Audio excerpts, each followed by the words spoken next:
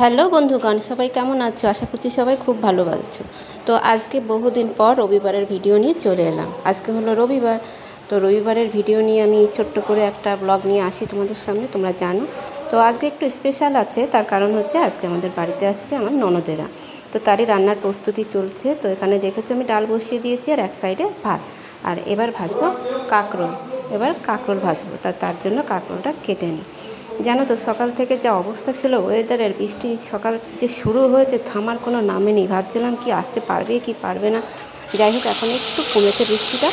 এই যে কাঁকরোলটা বসিয়ে দিচ্ছি আর এদিকে কর্তামশাই নিয়ে এসে কচুর শাক কাটলাম।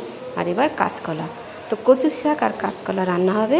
এই যে ইলিশ মাছের মাথা দিয়ে কচুর শাক, আর রান্না হবে কাঁচকলা দিয়ে ইলিশ মাছ। তোমরা কে কে ভালোবাসো কাঁচকলা দিয়ে ইলিশ মাছ অবশ্যই কমেন্ট করে জানিও। তো এদিকে আমার হয়ে গেছে মাছটা। আর এখানে আমি বসিয়ে দিয়েছি কচুর শাকটা বসিয়ে ছেলেকে এবার স্নান করিয়ে এটা খাই। তো দেখো বাইরের ওয়েদারটা এখন মিষ্টি আবার একটু হচ্ছে, ঝিরঝির করে হচ্ছে। তো এই যে ছেলের জন্য খাবার নিয়ে যাচ্ছি, ডালের জল, আলু ভাজা আর ডিম সেদ্ধ। তো চলো ওকে এবার একটু খাইয়ে নিই।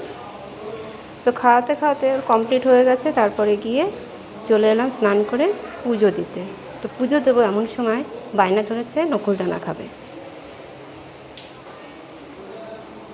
তো চলো আমি এবার পুজোটা দিয়ে নিই। পুজোটা দেওয়ার সেরে নিলাম, আমার রান্নাও কমপ্লিট হয়ে গেছে। তো এখানে এই যে খেতে বসে আমার ননদ চলে এসে, এ হচ্ছে আমার ছোট ননদ। তো এখানে ছিল উচ্ছে ভাজা, কচুর শাক, ডাল, এই হলো গিয়ে মাংস, মুরগির মাংস এটা, আর ছিল